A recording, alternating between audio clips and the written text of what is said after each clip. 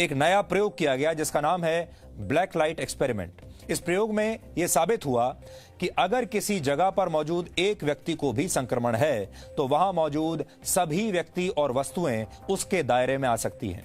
आज हम आपको लेजर बीम और अति संवेदनशील कैमरों की नजर से वायरस के इस खतरनाक सफर की पूरी कहानी दिखाएंगे। यानी आज आप अपने टीवी स्क्रीन पर इस वायरस को देख पाएंगे। इसके बाद हम आपको कोरोना काल के हवाई सफर पर लेकर चलेंगे। लॉकडाउन के 2 महीनों के बाद आज आंध्र प्रदेश और पश्चिम बंगाल को छोड़कर देश भर में घरेलू उड़ानें शुरू हो गई। ये बहुत बड़ी बात है। नए नियमों के तहत आज 532 फ्लाइट्स ने उड़ान भरी, जिनमें लगभग 40,000 यात्रियों ने सफर किया। लेकिन कुल मिलाकर अब हवाई यात्रा पहले जैसी नहीं रही और यही वजह है कि आज लोगों का एयरपोर्ट लुक भी बिल्कुल बदल चुका था। कुछ लोगों ने पीपीई किट्स पहनकर यात्रा की तो कुछ ने अपने चेहरे फेस शील्ड से ढके हुए थे। अब हवाई सफर पर जाने के लिए आपको नियमों की एक बहुत लंबी प्रक्रिया से होकर गुजरना होगा। अब पहले जैसा कुछ नहीं रहा। आज हम आपको देश भर के एयरपोर्ट से ग्राउंड रिपोर्ट दिखाएंगे ताकि आप समझ सकें कि कोरोना काल की हवाई यात्रा के लिए भारत कितना तैयार है और आप लोग कितने तैयार हैं। यह भारत की 109 वर्ष की हवाई यात्रा के इतिहास में आया एक बहुत बड़ा मोड़ है, जिसे आज हम इतिहास और वर्तमान के नजरिए से समझने की कोशिश करेंगे। और इसके बाद आज हमारे साथ 21 लाख करोड़ रुपए के आर्थिक राहत पैकेज पर बात करने के लिए भारत के वित्त राज्य मंत्री अनुराग ठाकुर होंगे। आज हम उनसे ये पूछने वाले हैं कि क्या ये राहत पैकेज वाकई देश को आत्मनिर्भर बना पाएगा। क्या आप यानी हमारे दर्शक इससे खुश हैं? इसके अलावा हम उनसे अर्थव्यवस्था, बेरोजगारी, मजदूरों और किसानों की स्थिति समेत उन तमाम मुद्दों पर प्रश्न पूछेंगे जिनके जवाब आप सबके लिए जानने जरूरी हैं। लेकिन सबसे पहले आज के तमाम बड़ी खबरें नॉन स्टॉप न्यूज में।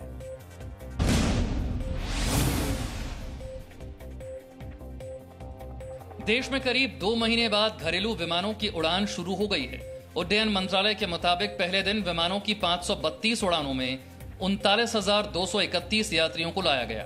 दिल्ली एयरपोर्ट के टर्मिनल 3 पर बड़ी तादाद में लोग सुबह से ही नजर आए। एयरपोर्ट पर सभी यात्रियों को बोर्डिंग से पहले थर्मोमीटर गन से चेक किया गया।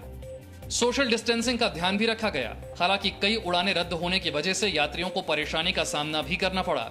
दिल्ली इंटरनेशनल एयरपोर्ट लिमिटेड के मुताबिक शाम 6 बजे तक 125 विमानों ने उड़ान भरी, जबकि 118 विमानों ने लैंडिंग की। 82 उड़ानों को रद्द करना पड़ा। हमारा एक्चुअल में सारा फ्लाइट कंफर्म था सर, सीट भी बुकिंग था सर। एयरपोर्ट एंट्री से 5 मिनट पहले पता चला कि हमारा प्लेन कैंसिल हो गया सर। मुंबई में भी एयरपोर्ट पर भारी भीड़ दिखी। महाराष्ट्र सरकार ने सिर्फ 25 विमानों को उड़ान भरने और उतरने की इजाजत दी है। कई उड़ानों को रद्द भी करना पड़ा। मुझे बेटा दिल्ली जाना है, मेरे बच्चे वहाँ पर हैं, मैं यहाँ बॉम्बे में अकेली हूँ। आप सीनियर सिटीजन? यस, मैं I am a senior citizen और मेरी ऑलरेडी पहले भी 3 टिकट वेस्ट जा चुकी है। मुझे ना तो एयर एशिया से पैसा मिला है। वहीं दिल्ली से बेंगलुरु पहुंची फ्लाइट में एक 5 साल के बच्चे ने अकेले सफर किया। बेंगलुरु एयरपोर्ट पर बच्चे का स्वागत उसकी मां ने किया। दिल्ली पुलिस की क्राइम ब्रांच ने तबलीगी जमात से जुड़े लोगों पर बड़ी कार्रवाई की है। क्राइम ब्रांच की टीम ने मौलाना साद के 5 करीबियों के पासपोर्ट जब्त कर लिए हैं। इन 5 पर पहले से ही एफआईआर दर्ज है। मौलाना के बेहद करीबी बताए जा रहे इन 5 आरोपियों में मुफ्ती शहजाद, जीशान, मुरसलीन सैफी, मोहम्मद सलमान और यूनुस के नाम शामिल हैं। ये 5 मौलाना साद के करीबी नेटवर्क में होने के चलते मरकज की महत्वपूर्ण यूनिट की कमान संभालते थे। मरकज से जुड़े विदेशी जमातियों पर भी बड़ी कार्रवाई की गई है। सूत्रों के मुताबिक क्राइम ब्रांच 916 विदेशी जमातियों के खिलाफ चार्जशीट दायर करेगी। इन विदेशी जमातियों पर वीजा नियमों के उल्लंघन का आरोप है। विदेशी जमातियों पर टूरिस्ट वीजा पर भारत में धार्मिक गतिविधियों में शामिल होने का आरोप है। सभी 916 विदेशी जमातियों के पासपोर्ट और दस्तावेज जब्त किए गए हैं। दिल्ली पुलिस ने सभी विदेशी जमातियों से पूछताछ पूरी कर ली है। पूछताछ में जमातियों ने खुलासा किया है कि वो मौलाना साद के कहने पर ही लॉकडाउन के बावजूद 20 मार्च के बाद भी मरकज में रुके थे। भगोड़े इस्लामिक उपदेशक जाकिर नाइक को फंडिंग का पाकिस्तान कनेक्शन सामने आया है। सूत्रों के मुताबिक पाकिस्तान जाकिर नाइक को खाड़ी के देशों से फंड दिलवा रहा है। सूत्र बताते हैं कि जाकिर नाइक ने कतर में अपने करीबी से संपर्क किया और उससे $5 लाख का फंड मांगा है। पाकिस्तान भी नाइक के लिए फंड इकट्ठा करने में टर्की और कतर में अपने बेहतर संबंधों का इस्तेमाल कर रहा है। जाकिर नाइक मनी लॉन्ड्रिंग समेत कई मामलों में आरोपी है। वो 2016 से देश से फरार है और फिलहाल मलेशिया में रह रहा है। उत्तर प्रदेश के मुख्यमंत्री योगी आदित्यनाथ को जान से मारने की धमकी देने के मामले में 2 लोगों को गिरफ्तार किया गया है। मुंबई के रहने वाले एक आरोपी कामरान को लेकर उत्तर प्रदेश की स्पेशल टास्क फोर्स मुंबई से लखनऊ रवाना हो गई है। यूपीएसटीएफ को कामरान की 4 दिन की ट्रांजिट रिमांड मिली है। कामरान ने 112 नंबर पर फोन कर मुख्यमंत्री योगी आदित्यनाथ को जान से मारने की धमकी दी थी। वहीं नासिक में रहने वाले दूसरे आरोपी सैयद फैजल को भी लखनऊ लाया जा रहा है। सूत्रों के मुताबिक फैजल देवबंदी मदरसों से ताल्लुक रखता है और वो तबलीगी जमात से भी संपर्क में रहा है। फैजल मूल रूप से उत्तर प्रदेश के बस्ती का रहने वाला है। देश में कोरोना संक्रमण के मामलों में तेजी से बढ़ोतरी हुई है। पिछले 24 घंटे में कोरोना संक्रमण के सबसे ज्यादा 6,977 नए मामले सामने आए हैं, जबकि संक्रमण से 154 लोगों की मौत हुई है। देश में कोरोना संक्रमितों की संख्या भी 1,39,000 के करीब पहुंच गई है। अब देश में 1,38,845 लोग कोरोना वायरस से संक्रमित हैं। देश में अब तक 4,021 लोगों की मौत हुई है, जबकि 57,721 लोग इलाज के बाद ठीक हुए हैं। नेपाल के प्रधानमंत्री केपी ओली ने देश में बढ़ रहे कोरोना संक्रमण के लिए भारत को जिम्मेदार ठहराया है। ओली ने कहा है कि भारत से आने वाले लोग उनके देश में कोरोना वायरस के संक्रमण को फैला रहे हैं। कोरोना के मरीजों की संख्या 13,000 के पार पहुंच गई है। अब दिल्ली में 13,418 लोग कोरोना वायरस से संक्रमित हैं। एक्टिव मामले 6,617 हैं, जबकि 261 लोगों की अब तक मौत हुई है। वहीं 6,540 मरीज इलाज से ठीक हुए हैं। दिल्ली के मुख्यमंत्री अरविंद केजरीवाल ने कहा कि कोरोना संक्रमण से ठीक होने वालों की संख्या लगातार बढ़ रही है। केजरीवाल का मानना है कि लॉकडाउन में दी गई ढील की वजह से मरीजों की संख्या बढ़ी है और इस दौरान 3,000 से ज्यादा नए केस आए हैं। 17 तारीख को लॉकडाउन में ढील दी गई थी। उस दिन टोटल पेशेंट दिल्ली में पॉजिटिव 9,755 थे। आज 13,418 हैं। एक हफ्ते के अंदर लगभग 3,500 पेशेंट्स बढ़ गए। जापान में कोरोना संक्रमण के मामलों में कमी आने के बाद राष्ट्रीय स्तर पर लगाई गई इमरजेंसी हटाने का फैसला किया गया है। जापान के प्रधानमंत्री शिंजो आबे ने देशवासियों का शुक्रिया अदा करते हुए कहा है कि इमरजेंसी हटाने से पहले सरकार ने कई कड़े मापदंडों को अपनाया और सब सही पाए जाने पर ही यह फैसला किया गया। वहीं ईरान में कई बड़ी मस्जिदों को खोलने का फैसला किया गया है। कोरोना महामारी की वजह से ईरान के सभी धार्मिक स्थलों को बंद कर दिया गया था। दुनिया में कोरोना संक्रमितों की संख्या 54,35,000 के पार पहुंच चुकी है, जबकि 3,45,000 से ज्यादा लोगों की मौत हुई है। कोरोना संक्रमितों की सबसे ज्यादा संख्या अमेरिका में है। अमेरिका में 16,43,000 से ज्यादा लोग संक्रमित हैं, जबकि करीब 98,000 लोगों की मौत हुई है। उत्तर प्रदेश में कोरोना संक्रमितों की संख्या बढ़कर 6,268 हो गई है, जबकि राज्य में अब तक 161 लोगों की संक्रमण से मौत हुई है। वहीं कोरोना के बढ़ते मामलों को देखते हुए गाजियाबाद प्रशासन ने दिल्ली गाजियाबाद बॉर्डर सील करने का आदेश दे दिया है। बॉर्डर पर चौकसी बढ़ा दी गई है, यानी अब सिर्फ उन्हीं को आने जाने की इजाजत मिलेगी जिनका एंट्री पास बना होगा। जरूरी सर्विस से जुड़े लोगों को अपना पहचान पत्र दिखाना होगा। गाजियाबाद में मिठाई की दुकानें खोलने को लेकर जिला अधिकारी ने नया आदेश जारी किया है। इसके मुताबिक अब सुबह 10 बजे से शाम 5 बजे तक मिठाई की दुकानें खोली जा सकेंगी। जम्मू कश्मीर के कुलगाम में सुरक्षा बलों ने 2 आतंकियों को मार गिराया। कुलगाम के दामल हंजीपोरा इलाके में सुरक्षा बलों और आतंकियों की मुठभेड़ हुई थी। मुठभेड़ की वजह से कुलगाम और शोपियां जिलों में मोबाइल इंटरनेट सेवाओं को पूरी तरह बंद कर दिया गया। इलाके में सर्च ऑपरेशन जारी है। लॉकडाउन के नियमों के बीच आज देश भर में ईद उल फितर मनाया जा रहा है। दिल्ली में सोशल डिस्टेंसिंग का ध्यान रखते हुए लोगों ने अपने घर पर ही नमाज पढ़ी। जामा मस्जिद और पूरे इलाके में भारी पुलिस बल तैनात किया गया और लोगों से घर पर ही नमाज पढ़ने की अपील की गई। ईद पर बाजारों को नियमों के मुताबिक ही खोला गया।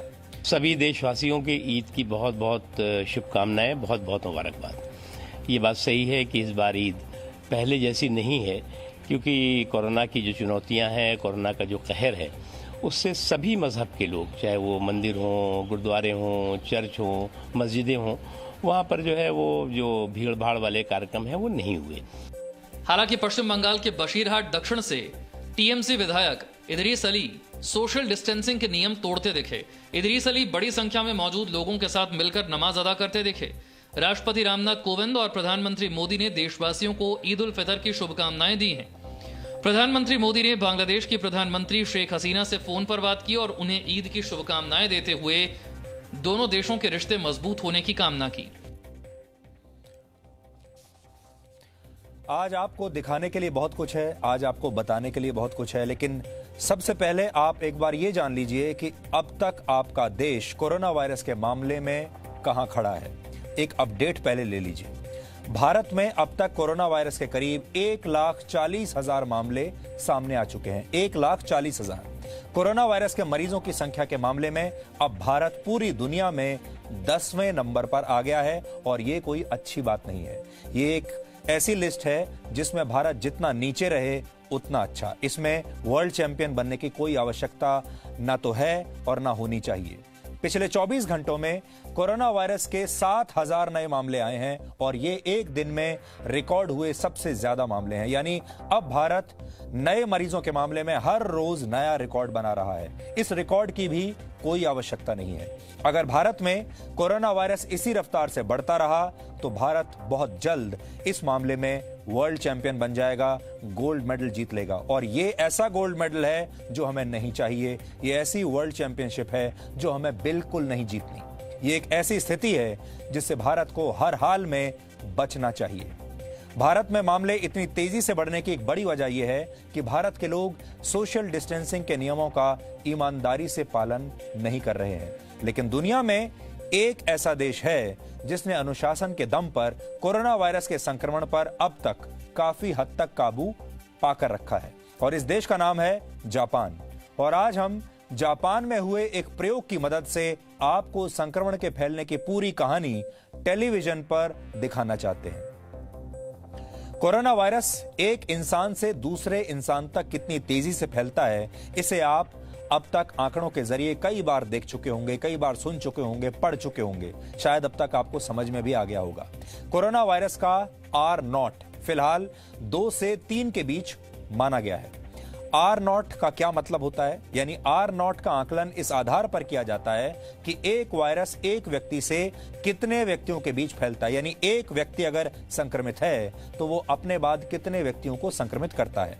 कोरोना वायरस के मामले में वैज्ञानिकों का यह आकलन है कि एक व्यक्ति 2 से 3 लोगों को संक्रमित कर सकता है। लेकिन आज पहली बार हम आपको तस्वीरों के जरिए यह समझाने वाले हैं कि किसी वायरस के फैलने की रफ्तार आखिर क्या होती है, कैसी होती है। जापान के सरकारी टीवी चैनल NHK ने स्वास्थ्य विशेषज्ञों के साथ मिलकर एक प्रयोग किया। इस प्रयोग का नाम था ब्लैक लाइट एक्सपेरिमेंट। इस प्रयोग के लिए 10 लोगों को एक रेस्टोरेंट जैसी जगह पर बुलाया गया। इनमें शामिल एक व्यक्ति संक्रमित व्यक्ति के रोल में था। इस व्यक्ति के हाथ में एक ऐसा फ्लोरेसेंट सब्सटेंस यानी अंधेरे में चमकने वाला पदार्थ लगाया गया। यह पदार्थ कीटाणुओं और वायरस को दर्शाता है। इसके बाद इस प्रयोग में शामिल सभी लोगों ने संक्रमित व्यक्ति के साथ यहां पर बैठकर खाना खाया, ठीक वैसे ही जैसे आप किसी होटल या रेस्टोरेंट में बाकी लोगों के साथ बैठकर खाना खाते हैं। और इस प्रयोग के अंत में रेस्टोरेंट में अंधेरा कर दिया गया और इसके बाद जो हुआ उस पर यकीन करना आपके लिए बहुत मुश्किल होगा। इस रेस्टोरेंट में जो हुआ वो आपके साथ भी हो सकता है। संक्रमित व्यक्ति के हाथों में वायरस को दर्शाता जो पदार्थ लगाया गया था वो रेस्टोरेंट में मौजूद ज्यादातर लोगों तक पहुंच चुका था। यह पहले व्यक्ति के चेहरे और कपड़ों पर फैल चुका था। दूसरे लोगों के हाथ और शरीर भी इससे संक्रमित हो चुके थे। और इतना ही नहीं, टेबल पर रखा खाना, वहां पर रखे बर्तन, मेन्यू कार्ड, पानी का जग, चम्मच, सब कुछ संक्रमित हो चुका था। इसे ब्लैक लाइट एक्सपेरिमेंट का नाम दिया गया है क्योंकि इस प्रयोग के दौरान अंधेरे में वायरस के फैलने की गति को समझने की कोशिश की गई है। इससे आप अंदाजा लगा सकते हैं कि कोई भी वायरस या कीटाणु कितनी तेजी से एक व्यक्ति से दूसरे व्यक्ति तक और एक वस्तु से दूसरी वस्तु तक फैलने में सक्षम है। जापान में इसी तरह का एक और प्रयोग किया गया। इस एक्सपेरिमेंट के दौरान लेजर बीम और हाई सेंसिटिविटी कैमराज का इस्तेमाल किया गया। इस प्रयोग का मकसद ये पता लगाना था कि खांसने, छींकने और बोलने के दौरान शरीर से निकलने वाले माइक्रो ड्रॉपलेट्स हवा में कितनी देर तक तैर सकते हैं और इनमें मौजूद वायरस कितनी तेजी से एक जगह से दूसरी जगह तक फैल सकते हैं। माइक्रो ड्रॉपलेट्स वो बूंदें होती हैं जो खांसने, छींकने या बोलने के दौरान आपके मुंह से निकलती हैं। इस प्रयोग में इस्तेमाल की गई टेक्नोलॉजी 0.1 माइक्रोमीटर जितने छोटे कणों को भी देखने में सक्षम है। ये कण सांस के द्वारा किसी व्यक्ति के शरीर में बहुत आसानी से प्रवेश कर सकते हैं। इस एक्सपेरिमेंट की शुरुआत छींकने से हुई और जैसे ही प्रयोग में शामिल व्यक्ति ने छींका, 1 मिलीमीटर के आकार के ड्रॉपलेट्स यानी बूंदें हवा में फैल गईं।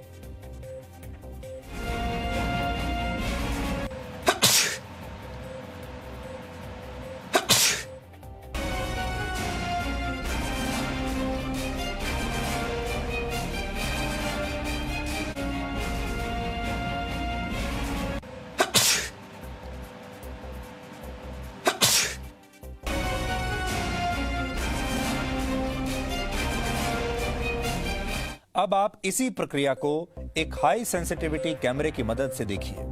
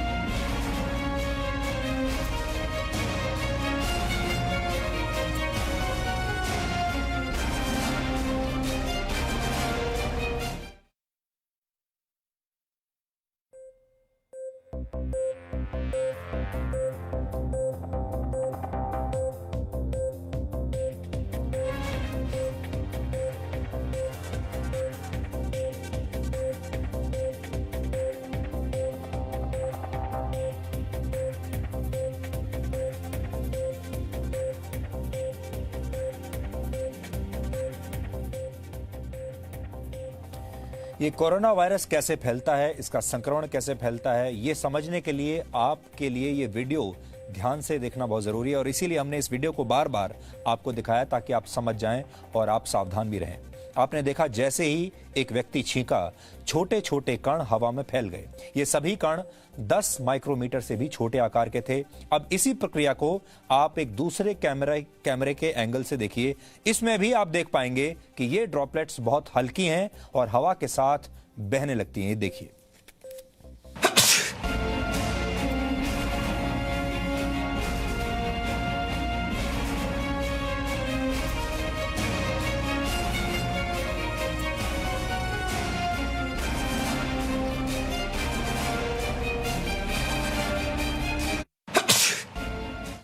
वैज्ञानिकों का मानना है कि सिर्फ छींकने से ही ये बूंदें हवा में नहीं फैलती, बल्कि जब आप किसी व्यक्ति के बहुत करीब बैठकर जोर जोर से अगर बातें भी करते हैं, तब भी लोगों के मुंह से बड़ी संख्या में ये माइक्रो ड्रॉपलेट्स निकलते हैं। देखिए कैसे।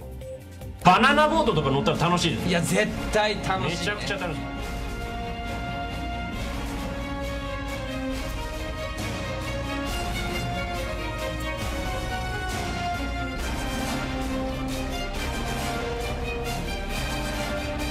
バナナ अब इन दो व्यक्तियों के बीच फैली ये बूंदें हवा में एक ही जगह पर स्थिर हैं और वहां से हटकर दूसरी जगह नहीं जा रही। हालांकि अभी यह पता नहीं लगाया जा सकता है कि वायरस के संक्रमण के लिए कितनी संख्या में इन बूंदों की जरूरत होती है, लेकिन यह तय है कि छींकने या बातचीत के दौरान निकलने वाले माइक्रो ड्रॉपलेट्स एक हद तक वायरस फैला सकते हैं। जहां जगह की कमी होती है, यानी जब आप एक छोटी जगह पर बैठे होते हैं और वेंटिलेशन का अभाव होता है, वहां संक्रमण का खतरा और ज्यादा बढ़ जाता है। इसीलिए सोशल डिस्टेंसिंग की बात कही गई है। इसलिए तस्वीरों के जरिए ये समझिए कि जब एक घुटन भरे छोटे कमरे में जहां ज्यादा लोग मौजूद होते हैं और उनमें से कोई एक व्यक्ति खांसता है, छींकता है या जोर से बोलता है, तो क्या होता है।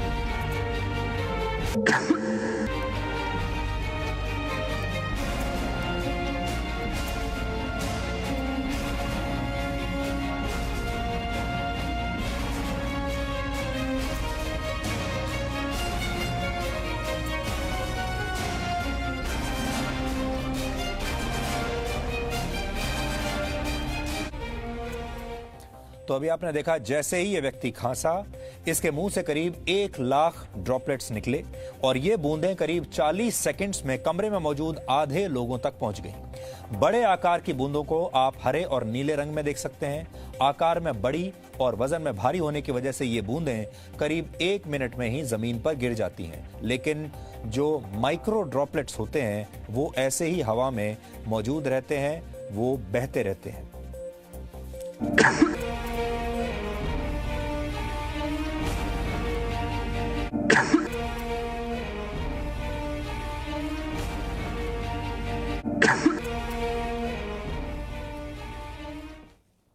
अब इसके बाद क्या होता है ये देखिए। इस व्यक्ति के खांसने के 20 मिनट के अंदर अंदर माइक्रो ड्रॉपलेट्स पूरे कमरे में फैल जाते हैं और उस कमरे में मौजूद लगभग हर व्यक्ति इसकी चपेट में आ जाता है।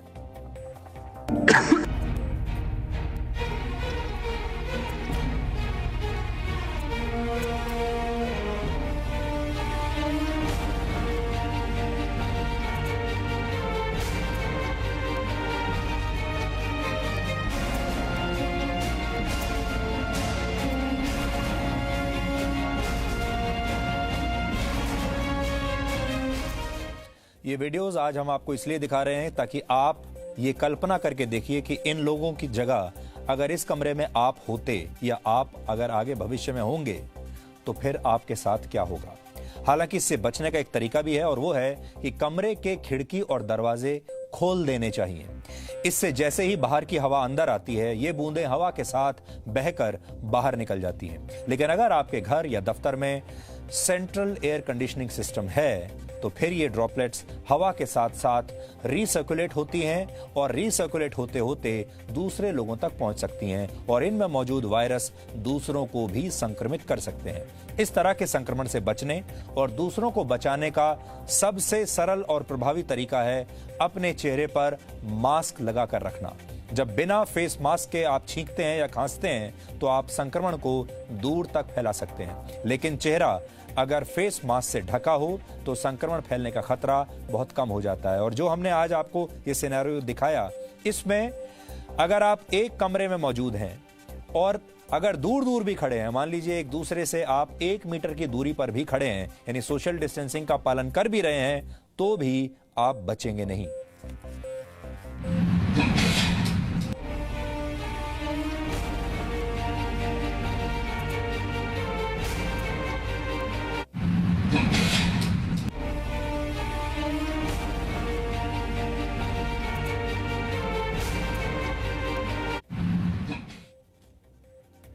हमें उम्मीद है कि ये वीडियो विश्लेषण देखकर आप समझ गए होंगे कि कैसे आपकी लापरवाही संक्रमण की रफ्तार को बहुत तेज कर सकती है और आपके साथ साथ कई और लोगों को बीमार कर सकती है। इसलिए सोशल डिस्टेंसिंग का हर हाल में पालन कीजिए और अपने चेहरे को हमेशा ढक कर रखिए। खांसते और छींकते समय अपने चेहरे को रुमाल या किसी कपड़े से ढक लें या फिर फेस मास्क लगाएं और अगर पास में कोई कपड़ा ना भी हो तो फिर आप अपनी बाजू का इस्तेमाल कर सकते हैं और अपने बाजू से अपने नाक और मुंह को उस समय कवर कर सकते हैं। ऐसा करके आप वायरस के संक्रमण को फैलने से रोक सकते हैं और ये भी एक तरीके से आप ये समझिए कि आप अपने आप को भी बचाएंगे और दूसरों को भी बचाएंगे। आज हमने आपको जापान में हुए इन प्रयोगों के बारे में बताया। जापान में ज्यादातर लोग सोशल डिस्टेंसिंग का पालन कर रहे हैं और जापान ने कोरोना वायरस के खिलाफ ये लड़ाई बहुत मजबूती से लड़ी है और हमें आज जापान से सीखना चाहिए। एक बहुत बड़ी वजह वहां की ये भी है कि वहां के जो लोग हैं वो अनुशासन में रहना जानते हैं और यही वजह है कि अब जापान में लगाई गई इमरजेंसी भी हटा ली गई है। जापान में संक्रमण के मामलों में कमी आई है और इसलिए जापान की सरकार ने धीरे धीरे सभी प्रांतों से इमरजेंसी हटा ली है। जापान में संक्रमण की सेकेंड और थर्ड वेव का खतरा अब भी बना हुआ है, लेकिन वहां की सरकार को उम्मीद है कि अगर जापान के लोग ऐसे ही सहयोग करते रहे, ऐसे ही वो डिसिप्लिन्ड रहे, तो जापान में दोबारा इमरजेंसी या लॉकडाउन की नौबत अब कभी नहीं आएगी। जापान उन देशों में था जहां यह संक्रमण शुरुआत में बहुत तेजी से फैला था, लेकिन कड़े अनुशासन की वजह से जापान में अब तक सिर्फ 16,628 मामले ही सामने आए हैं और मृत्यु की संख्या भी 850 के आसपास ही है। भारत भी चाहे, आप लोग भी चाहें तो जापान से सबक लेकर संक्रमण की इस रफ्तार को कम कर सकते हैं और इसे पूरी तरह से भी रोका जा सकता है, ये संभव है। वैसे तो पूरी दुनिया में लॉकडाउन के नियमों में अब ढील दी जा रही है, क्योंकि लोग अब परेशान होने लगे हैं। बल्कि दुनिया के बहुत सारे देशों में तो लोग सड़कों पर उतरकर लॉकडाउन के खिलाफ विरोध प्रदर्शन कर रहे हैं और कह रहे हैं कि हमें लॉकडाउन में रहना ही नहीं है। लेकिन इस मामले में चीन सबसे आगे है। चीन में कुछ शहरों में मार्च के महीने में ही नाइट क्लब्स को खोलने की अनुमति दे दी गई थी, लेकिन शुरुआत में कोरोना वायरस के डर से इन शहरों में लोग क्लब्स में जाने से और पार्टी करने से बच रहे थे। लेकिन अब इन शहरों के नाइट क्लब्स में पुरानी रौनक लौटने लगी है। आज हमारे पास शंघाई से कुछ तस्वीरें आई हैं। शंघाई में नाइट क्लब्स खुल चुके हैं और अब बड़ी संख्या में लोग वहां पर जा रहे हैं। यानी पूरी दुनिया में वायरस का अंधेरा फैलाकर अब चीन धीरे धीरे सामान्य हो रहा है। चीन अब ऐसा लगता है जश्न मना रहा है। आज हमने शंघाई से आई तस्वीरों के आधार पर आपके लिए एक छोटा सा विश्लेषण तैयार किया है। यह विश्लेषण देखकर आप समझ जाएंगे कैसे पूरी दुनिया अब भी वायरस का सामना कर रही है और चीन में सब कुछ नॉर्मल होता जा रहा है।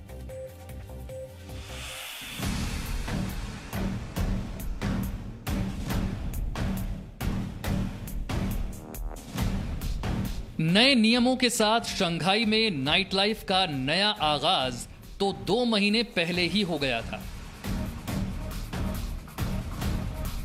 लेकिन लोगों की रौनक अब लौटनी शुरू हुई है। Disposable cups, sanitiser, mask, corona के बीच जिंदगी को जिंदा दिली से जीने का यह नया नियम है। शंघाई के क्लब्स में लोग अपना क्वालिटी टाइम बिता रहे हैं।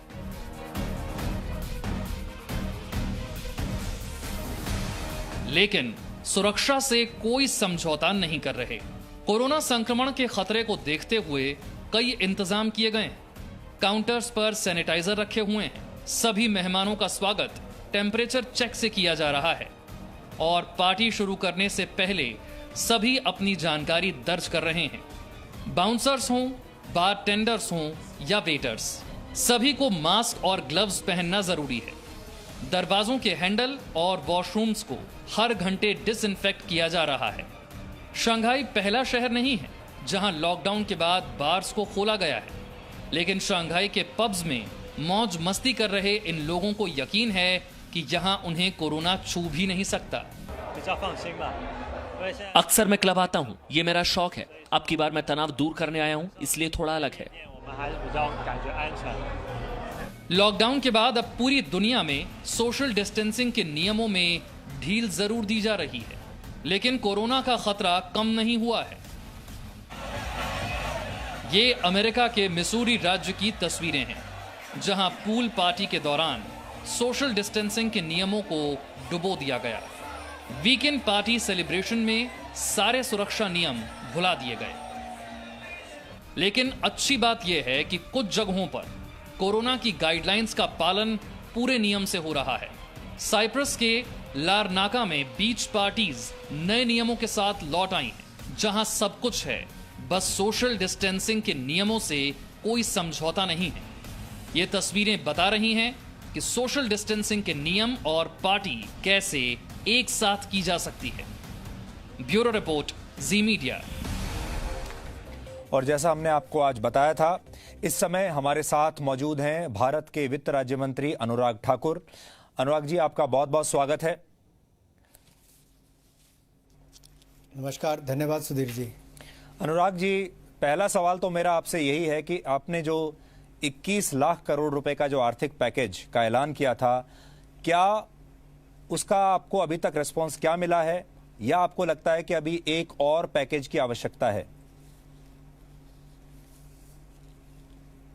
देखिए, जब देश और दुनिया संकट के दौर से गुजर रही है और लगातार कोरोना वायरस से लड़ने की दुनिया के हर कोने में तैयारी है, ताकत लगा रहे हैं, वहीं पर भारत ने भी प्रयास किया कि मोदी जी के नेतृत्व में पूरे देश भर में जनता को जागरूक करने के लिए और जनता के साथ मिलकर इस कोरोना वायरस के खिलाफ लड़ने की जो हमने ताकत बनाई, यही कारण है कि आज दुनिया के जो 15 देश हैं जहां पर सबसे ज़्यादा पॉजिटिव केसेस हैं, उनकी कुल जनसंख्या भारत के बराबर है, 15 देशों की, लेकिन वहां पर मृत्यु दर 83 गुना ज़्यादा है, 83 टाइम्स ज़्यादा है। वहाँ पे केसेस 34 टाइम्स ज़्यादा हैं, 34 गुना ज़्यादा हैं। तो इस हिसाब से भारत ने अब तक अच्छा किया है, जिसकी सराहना है। कल तक हम एक भी पीपी किट नहीं बनाते थे, आज हम 5 लाख पीपी किट्स एक दिन में बनाते हैं, 95 मास्क 5 लाख के लगभग बनाते हैं, दवाइयाँ एक्सपोर्ट कर रहे हैं बाकी देशों को। तो एक तरफ ये जंग चल रही, तो दूसरी तरफ प्रधानमंत्री गरीब कल्याण पैकेज हमने पहले घोषणा की सुधीर जी, ताकि गरीबों की मदद सबसे पहले की जा सके, और स्वास्थ्य के लिए 15,000 करोड़ रुपये अलग से अनाउंस किया। फिर उसके बाद ये 20,97,000 करोड़ का, जो लगभग 21 लाख करोड़ का पैकेज हमने अनाउंस किया। इसका क्या फ़ायदा है? इसमें मदद कर रहे हैं उन लोगों की जिसको आवश्यकता है, और आज मुझे लगता है देश के हर व्यक्ति को आवश्यकता है। मैं ये नहीं कह सकता कि हाँ इससे सब कुछ ठीक हो जाएगा, लेकिन इतना ज़रूर कह सकता हूँ, परिस्थितियों को देखते हुए एक बड़ा कदम मोदी सरकार ने उठाया है, ताकि गरीब मजदूर की मदद भी कर सकें और साथ ही साथ देश की अर्थव्यवस्था को वापस पटरी पर लाने के लिए रिफॉर्म्स भी ला सकें। मैं कह सकता हूं अनाउंसमेंट्स पे विराम लगा है, लेकिन एक्शन अभी जारी रहेगा। जी अनुराग जी, जो और इसको लागू करने के लिए जितनी भी ताकत लगानी पड़ेगी उतनी ताकत लगाएंगे। जी, जो सबसे बड़ी आलोचना हो रही है इस पैकेज की, उसमें लोगों का ये कहना है, आप सरकार कह रही है कि हम ये आत्मनिर्भर बनाने के लिए हम आपको ये पैकेज दे रहे हैं, लेकिन लोग इसको जो पढ़ रहे हैं वो ये है कि ये आत्मनिर्भर नहीं बना रहे, बल्कि सरकार ये कह रही है कि अपना अपना देख लो। फिगर बहुत फैंसी है, बहुत सुंदर लगती है फिगर, लेकिन असल में इतना पैसा लोगों को मिलेगा नहीं। देखिए, दुनिया भर के पैकेजेस से अगर आप तुलना करेंगे तो भारत ने भी उस दिशा में ही पैकेज दिया है, और अपनी अर्थव्यवस्था का 10% यानी कि जीडीपी का 10% दिया है, जबकि विपक्ष 5% की मांग करता था, 10% तक पहुंचे। लेकिन जैसा मैंने पहले कहा, आज ये नहीं कह सकते कि कल स्थिति कैसी होगी कोविड-19 को लेकर, और कौन कौन से कदम उठाने होंगे। जो भी कदम उठाने पड़ेंगे वो उठाएंगे, जान बचाने के लिए भी और जहान को आगे बढ़ाने के लिए भी। और जहाँ तक आपने कहा कि इससे क्या होगा, कैसे फ़ायदा होगा, अब देखिए, जैसे गरीबों के लिए 80 करोड़ गरीबों को 5-5 किलो गेहूं या चावल और प्रति व्यक्ति और 1 किलो दाल प्रति परिवार 80 करोड़ लोगों को देने का हमने काम किया। 8 करोड़ प्रवासी मजदूरों के लिए 2 महीने के राशन का प्रबंध किया। वहीं पर 20.5 करोड़ जनधन खाता धारकों के खाते में 41,000 करोड़ रुपया मात्र 2 महीने में डाला। 2 करोड़ 82 लाख वृद्ध, विधवा, दिव्यांग, इनके खाते में 250 करोड़ रुपया 1.5 महीने में ट्रांसफर कर दिया। 9 करोड़ से ज़्यादा किसानों के खाते में 18,000 करोड़ से ज़्यादा पैसा 1.5 महीने में डाल दिया, अप्रैल महीने में डाल दिया था। और फिर ईपीएफ का जो 24% हिस्सा बनता है कर्मचारी और नौकरी देने वाले का, वो भी हमने लाखों लोगों का भारत सरकार ने दिया। 41 करोड़ खातों में 52,608 करोड़ रुपये अब तक डाल दिया है। लेकिन जो व्यवसाय करने वाले हैं, जिनका काम धंधा 2.5 महीने से बंद था या लगभग 2 महीने से ज़्यादा हो गए, उनका क्या? उनके लिए भी हमने प्रयास किया है 3 लाख करोड़ रुपया ऐसे व्यापारी या व्यवसाय करने वालों के लिए, जिनमें मध्यम सूक्ष्म लघु उद्योग भी हो सकते हैं, कुटीर उद्योग भी हो सकते हैं। इनको 3 लाख करोड़ रुपया भारत सरकार की 100% गारंटी पर मिल रहा है। किसी व्यक्ति को 1 पैसे की गारंटी भी या कोलेट्रल नहीं देना, 20% एडिशनल वर्किंग कैपिटल मिल जाएगा। और हमने बुधवार को कैबिनेट ने पास कर दिया। शुक्रवार को हमने पब्लिक सेक्टर बैंक के साथ सुधीर जी मीटिंग कर ली और सभी बैंकों को निर्देश दिया है कि 9.25% से नीचे इसका आपने ब्याज पर पैसा देना है, और 1 जून को रिपोर्टिंग करनी है कि अब तक कितने लोगों को दे दिया, और इसे 31 अक्टूबर से पहले पहले सारा पैसा बांटना है। इसके अलावा जो दूसरी योजना है, उसमें हमने जिनके खाते एनपीए हो गए उनकी भी इक्विटी डालने के लिए 75 लाख रुपए एक व्यक्ति या एक संस्था को उसकी मदद करने का प्रयास कर रहे हैं। एनबीएफसीज के लिए अलग पैसा दिया है ताकि वो आगे और पैसा वितरित कर सकें। ऐसी बहुत सारी योजना लाए जिससे लोगों के सीधा पैसा जाएगा। टीडीएस टीसीएस में हमने 25% की कटौती कर दी, इससे 50,000 करोड़ की लिक्विडिटी आएगी। आपको बैंकों की जो किस्तें भरनी थी उसको भी हमने मॉरेटोरियम आरबीआई से कहकर दिला दिया। अब 6 महीने तक किस्तें नहीं देनी तो कुछ राहत उससे भी मिलेगी। ये नहीं कहा जा सकता कि पूरी तरह से राहत मिल गई, लेकिन निश्चित तौर पर जो किस्त आज देनी थी वो 6 महीने बाद आप देखो।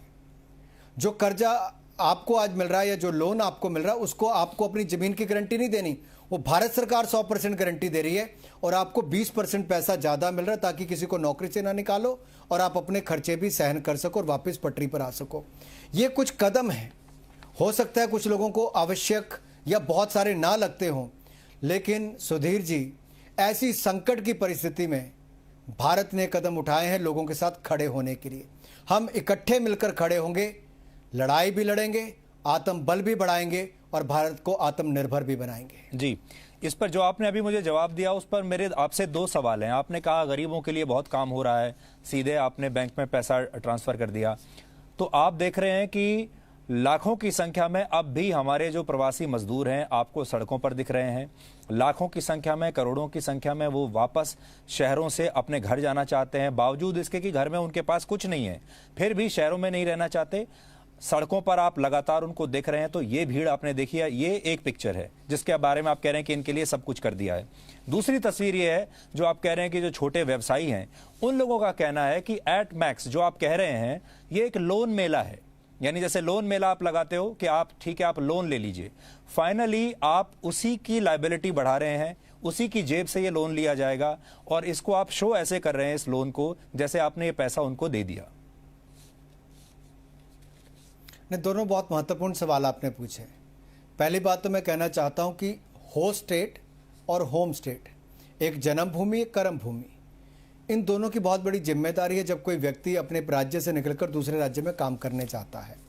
संकट की घड़ी में अगर उसको वापस अपने राज्य में आना है तो अनुमति उसके अपने राज्य की चाहिए वापस आने के लिए। हमने ट्रेन उपलब्ध करवा दी, 85% पैसा केंद्र सरकार वहन कर रही है। खाने का और पानी की सुविधा मुफ्त में ट्रेन में हमने करके दी है। अब कानून व्यवस्था दोनों राज्यों को बनानी है, ये केंद्र इसमें ज़्यादा नहीं कर सकता, लेकिन जहां पर जिस राज्य में काम करने आया है, जिसके निर्माण में आया है, जिसको आगे बढ़ाने के लिए आया है, उसको विश्वास पैदा करना होगा कि हम सब सुख सुविधाएं देंगे। क्योंकि भारत सरकार ने 11,000 करोड़ रुपया आपदा राहत के लिए पहले दिन दे दिया। पहले होता था कि आपदा राहत कई महीनों के बाद मिलती थी, हमने पहले दिया है। हमने स्वास्थ्य सुविधा बनाने के लिए अलग से 15,000 करोड़ का प्रावधान किया। राज्यों को वेज एंड मीन्स एडवांसेस 60% की वृद्धि कर दी। FRBM एक्ट में 3% पैसा ले सकते थे, हमने 5% कर दिया। 4.25 लाख करोड़ रुपए की लिक्विडिटी राज्यों को और मिलेगी। हमने राज्यों की ओर से डेवल्यूशन ऑफ टैक्सेस, यानी कि केंद्र के जो कर इकट्ठे होते हैं, अभी हमारा कर उतना इकट्ठा नहीं भी हुआ, फिर भी हमने राज्यों को 2 महीनों में 92,077 करोड़ रुपया दिया। इसके अलावा रेवेन्यू डेफिसिट ग्रांट 19,000 करोड़ रुपए दी। इसके अलावा GST कंपनसेशन सेस दिया। सेंट्रल स्पॉन्सर्ड स्कीम का पैसा एडवांस में दिया ताकि राज्यों के पास पैसों की कोई कमी ना आए, लेकिन अभी तक राज्यों ने मात्र 14% पैसा ही खर्च किया था। दूसरी बात, इन श्रमिकों के साथ बैठना पड़ेगा, विश्वास पैदा करना पड़ेगा, क्योंकि अगर हमने राशन दे दिया है 80 करोड़ गरीबों के लिए भी और 8 करोड़ प्रवासी मजदूरों के लिए भी, तो विश्वास राज्य क्यों नहीं पैदा कर पा रहे हैं? इस पर चिंता का विषय, जितने आप चिंतित हैं उतना मैं भी चिंतित हूं, लेकिन ये जिम्मेदारी, ये भूमिका जन्मभूमि और कर्म भूमि, होस्ट स्टेट और होम स्टेट वालों की उनको निभानी पड़ेगी। जो दूसरी बात आपने कही कि लोन मेले की, देखिए आज अगर व्यापारी के पास पैसा नहीं है, अगर उसको हम पैसा दे रहे हैं तो क्या हमें मदद नहीं करनी चाहिए? आज अगर उसको अपनी किस्त आज जमा कराने के बजाय 6 महीने बाद जमा करानी पड़े, उसकी लिक्विडिटी बढ़े, तो क्या इससे उसको लाभ नहीं होगा? लेकिन वो ये पूछ रहे हैं कि अब इसकी किस्त कहां से आएगी? कराना पड़े, जो आप पैसा दे रहे हैं इसकी किस्त भी उसी को देनी है, आज नहीं तो 6 महीने के बाद, 1 साल के बाद। अब लोग ये पूछ रहे हैं कि इसकी किस्त कहां से आएगी? आप मेरे लगातार मेरी बैलेंस शीट में लायबिलिटीज मेरी बढ़ाते जा रहे हैं, मेरा बोझ बढ़ाते जा रहे हैं, फाइनली इट्स अ लोन। देखिए इसमें 2 बातें हैं। पहली बात तो दुनिया भर में ऐसा ही होता है, और दूसरी बात, अगर हमने किया है तो हमने उसकी गारंटी नहीं की व्यापारी की, ये भारत सरकार ने गारंटी दी है। हमने किसी की एक्स्ट्रा कोलेट्रल या किसी की गारंटी नहीं ली। हमने ये कहा कि आपको 20% एक्स्ट्रा वर्किंग कैपिटल मिले ताकि आप अपने खर्चे उठा सकें, अपने लोगों को तनख्वाह दे सकें और वापस अपना कामकाज शुरू कर सकें। 6 महीने तक अगर आप किस्तें नहीं दे सकते तो उसके बाद आप उसको टर्म लोन में कन्वर्ट कर सकते, तब भी आपको इमीडिएटली नहीं देना पड़ेगा। तो व्यापारी आदमी समझता है कि ये राहत उसको मिली है, और जब काम धंधा चलेगा, इस देश के लोग कभी पैसा मारने के लिए तैयार नहीं होते, वो ईमानदारी के साथ काम करना चाहते हैं, और हम भी चाहते हैं ईमानदारी के साथ हम देश को आगे बढ़ाएं और भारत को आत्मनिर्भर बनाएं। इसीलिए किसानों के लिए भी हमने देखिए जो एसेंशियल कमोडिटीज़ एक्ट हो, मंडी एपीएमसी एक्ट हो, ये जंजीरों में बंधे हुए थे किसान, हमने इससे मुक्ति दिलाई है। अब वो अपने अनाज को देश के किसी कोने में बेच सकते हैं। जो नष्ट होने वाले उनकी पेरिशेबल गुड्स होती थी, फल फूल सब्जियां, अब उसको स्टोरेज की फैसिलिटी के लिए उसको पैसा हमने दिया है ताकि जब बाजार में अच्छा भाव मिलेगा तब आप बेच सकते हैं। 1 लाख करोड़ रुपया हमने इनके लिए दिया है कि फार्म गेट पर आप इंफ्रास्ट्रक्चर खड़ा कर सकें कृषि का, ताकि वैल्यू एडिशन हो सके, किसानों को अच्छा पैसा मिल सके, फूड प्रोसेसिंग यूनिट्स लग सकें, निर्यात आप लोग कर सकें, उसमें बल मिलेगा। कोयले का खनन केवल पहले स्टील या बिजली बनाने वाली कंपनियों को मिलता था, अब हमने बॉक्साइट और कोल की इकट्ठी नीलामी करने की प्रक्रिया शुरू की है, जिसमें एल्यूमिनियम फैक्ट्री को लाभ मिलेगा। खुली सेल हम कोयले की करने के लिए माइनिंग की सुविधा देंगे। अब वो खुली मार्केट में बेच सकते हैं, तो जो 240 मिलियन टन विदेश से आता है वो मात्र 100 मिलियन रह जाएगा, तो भारत में लाखों लोगों को रोजगार मिल पाएगा। इसी तरह से हम जो हथियार इंपोर्ट करते हैं उसकी लिस्ट ऑफ वेपन्स हम बनाने जा रहे हैं और आयात कम करने वाले हैं, और विदेशी पूंजी निवेश भी 49% से 74% कर दिया है, ताकि निवेश भी हो, हिंदुस्तान में रोजगार भी मिले और आयात कम हो और निर्यात ज़्यादा हो सके। अंतरिक्ष के क्षेत्र में पहले सुविधा नहीं मिलती थी प्राइवेट सेक्टर को, हमने उसके लिए खोला है। हमारी स्टार्टअप्स अच्छी करेंगी, हमारी कंपनियां अच्छी करेंगी। अगर किसी को सैटेलाइट लॉन्च करनी है और नॉर्थ ईस्ट के राज्यों में ब्रॉडबैंड की सुविधा सैटेलाइट से देनी है तो दे सकता है। अगर वहां पर और कुछ मैपिंग करनी है, आप लोग विदेशी कंपनी के मैप्स को लेकर पूरे देश भर में कार चलाते हैं, हिंदुस्तान के लोग क्यों नहीं कर पाते? क्योंकि आप सुविधा नहीं देते थे, अब वो सुविधा मिल जाएगी, हमारी कंपनियां खड़ी होनी शुरू होंगी।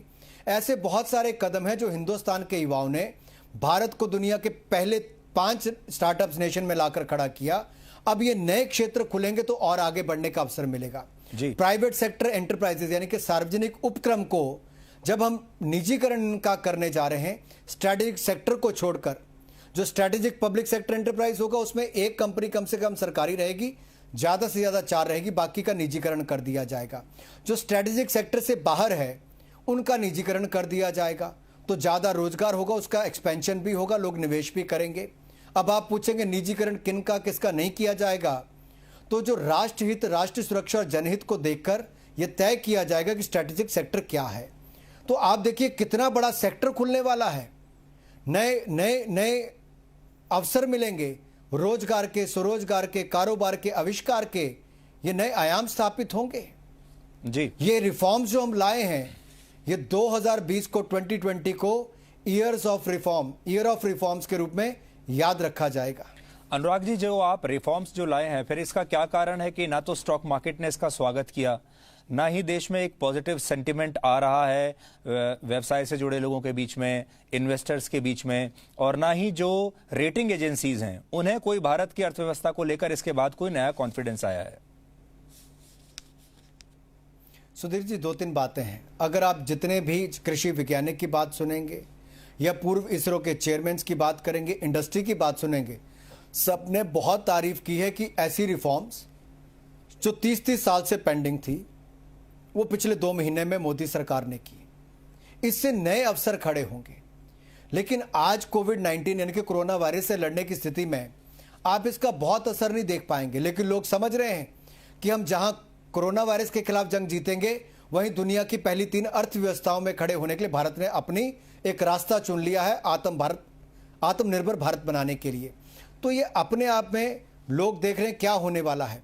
कॉर्पोरेट टैक्स हमने 15% कर दिया है, जो दुनिया में सबसे आकर्षित करने वाला है। इससे और पूंजी निवेश होगा, भारत का भी और विदेशी कंपनियां भी करेंगी। जहां तक फाइनेंशियल मार्केट्स की बात है, शेयर मार्केट की बात है, इसके बहुत सारे कारण होते हैं। आज दुनिया भर के देशों में देखिए, लोग मार्केट में से कईयों ने पैसा निकाला तो बहुत सारा पैसा वापस भी आया। 9,000 करोड़ से ज़्यादा का निवेश पिछले कुछ दिनों में हुआ है। तो ये अपने आप में कई बार क्या है, आप निर्णय करते हो, 4 दिन की छुट्टियां आई, आपने पिछले संडे को घोषणाएं खत्म की थी, वेडनेसडे को हमने कैबिनेट में पास किया, फ्राइडे को हमने बैंकों को बुलाकर निर्णय करवा दिया कि पैसा देना शुरू कर दो, 9.25% से कम ब्याज रखना है, और 1 जून से हमें रिपोर्टिंग करनी शुरू करो कि किस ब्रांच ने कितने लोगों को लोन दिया। अब इसका असर आप आने वाले दिनों में देखोगे। हम जागरूकता अभियान लोगों में और चलाएंगे कि किस तरह से आप हर योजना का लाभ उठा सकते हो। जी अनुराग अब जी, देखिए जैसे दूध उत्पादन करने वाला है जी जी, उसको हमने 2% की इंटरेस्ट सबवेंशन दे दी, वो समय पर पैसा देगा तो 2% और उसको सब छूट मिल जाएगी, तो 4% ब्याज पर छूट मिलेगी, तो अपने आप बहुत लाभ मिलने वाला है। अनुराग जी अब थोड़ा सा ट्रैक बदलते हैं। पूरे दुनिया में लोग कह रहे हैं कि आर्थिक मंदी आएगी और ये तय है। इससे पहले सारे जो रेटिंग एजेंसीज थी, एक्सपर्ट्स थे, वो कह रहे थे कि भारत में इतनी मंदी नहीं आएगी, लेकिन भारत का जो ग्रोथ रेट है जीडीपी वो तो भी पॉजिटिव में रहेगा। लेकिन अब तो आरबीआई भी ये कह रहा है कि हमारा ग्रोथ रेट नेगेटिव में जा सकता है, यानी जबरदस्त आर्थिक मंदी, करोड़ों नौकरियां जा सकती हैं, बहुत सारे व्यवसाय बंद हो सकते हैं, बहुत सारे बिजनेस मॉडल इसके बाद हमेशा के लिए खत्म हो सकते हैं। ऐसे में आप देश के जो लोग हैं जो इस समय डरे हुए हैं इस आर्थिक मंदी से, आप देश का क्या भविष्य देखते हैं नियर टर्म, शॉर्ट टर्म में और लॉन्ग टर्म में? देखिए दो बातें, 24 मार्च से पहले किसी को पता नहीं था किसी कंपनी को दोबारा लोन लेना पड़ेगा नहीं लेना पड़ेगा। बहुत सारे एक्सपेंशन के मोड में थे। कई अखबारें जो छपती थी 16 पन्ने की, वो कई और सिटीज़ में एडिशन लाने वाली थी, आज 8 पन्ने की अखबार रह गई। कई लोग तो केवल ऑनलाइन होकर रह गए। चैनल्स पर जितनी एडवर्टाइजमेंट आती थी वो भी कम हो गई होगी। ये परिस्थितियां पिछले 2 महीने में बहुत बदली हैं, लेकिन पिछले 2 महीनों में बहुत सारे निर्णय ऐसे भी हुए जिसके कारण अब वापस पटरी पर काम आना शुरू हुआ है। कुछ सेक्टर्स खुले, लोग वापस काम पर जाने शुरू हुए, कुछ अपने राज्यों में जाने शुरू हुए, तो कुछ लोग जो वापस गए वो मजदूर वापस आने की भी अब तैयारी कर रहे हैं।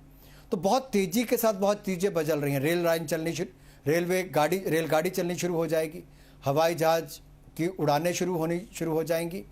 तो ये समय के साथ साथ निर्णय ले रहे हैं। और एकदम से आप देखिए 137 करोड़ के भारत में आप आज नहीं कह सकते कि कल क्या होने वाला, क्योंकि दुनिया का कोई देश आज कोई प्रेडिक्शन नहीं कर पा रहा। बड़ी बड़ी एजेंसियों ने आज से 2 महीने पहले कुछ प्रेडिक्शन की थी, 2 महीने के अंदर 10 बार अपनी प्रेडिक्शंस को बदला है। तो मुझे लगता है संयम रखना होगा, सही कदम उठाने होंगे और साथ में चलकर आत्मबल बढ़ाकर, आत्मविश्वास बढ़ाकर भारत को आगे ले जाने का काम करना होगा। एक दूसरे का सहयोग करके पॉजिटिव सोच के साथ पॉजिटिव वातावरण खड़ा करना होगा और ये पॉजिटिव सेंटीमेंट ही देश को आगे लेकर जाएगा हमारे पॉजिटिव निर्णयों के साथ साथ।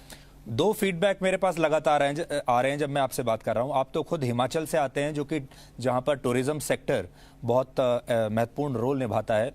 टूरिज्म सेक्टर, हॉस्पिटैलिटी सेक्टर और मिडिल क्लास, इनके लिए आपने क्या किया है, सब लोग पूछ रहे हैं। देखिए टूरिज्म सेक्टर निश्चित तौर पर, टूरिज्म हो, ट्रांसपोर्ट हो, हॉस्पिटैलिटी हो, सिनेमा हो, एविएशन हो, ये सेक्टर्स को निश्चित तौर पर सबसे पहले बंद हुए, सबसे लेट खुलने वाले हैं, निश्चित तौर पर इनको असर हुआ है। लेकिन ये जो आपने 3 लाख करोड़ रुपए का हमने सुविधा दी है, बगैर गारंटी बगैर कोलेट्रल के पैसे, 20% वर्किंग कैपिटल की, और जो दूसरी हमने एनपीए खाते वालों को भी 15% इक्विटी देने के लिए 30,000 करोड़ का प्रावधान किया है, ये सब क्या है? ये भारत सरकार मदद कर रही है। ये केवल मध्यम सूक्ष्म लघु कुटीर उद्योग के लिए नहीं, ये बाकी व्यापार और व्यवसाय के लिए भी है, जिसमें रेस्टोरेंट भी आएगा, छोटे होटल्स भी आएंगे, ट्रांसपोर्ट एजेंसी भी आएगी, दुकानदार भी आएंगे, ट्रेडर भी आएंगे, जिनकी 25 करोड़ तक की बैंक लिमिट है और 100 करोड़ तक का वो व्यापार करते हैं। वो सब इन योजनाओं का लाभ उठा सकते हैं। इसलिए मैंने बीच में कहा था कि हमें शायद जो आपके मन में सवाल आ रहे हैं इसमें और जागरूकता और फैलाएंगे ताकि लोग इन स्कीमों का और लाभ ले सकें। अब चीन की बात करते हैं अनुराग जी। चीन के बारे में पूरी दुनिया बात कर रही है, सारी दुनिया बंद है, लेकिन चीन में सब कुछ नॉर्मल हो रहा है। आत्मनिर्भर बनने के लिए हमें विदेशी सामान से अपनी जो डिपेंडेबिलिटी है वो कम करनी पड़ेगी।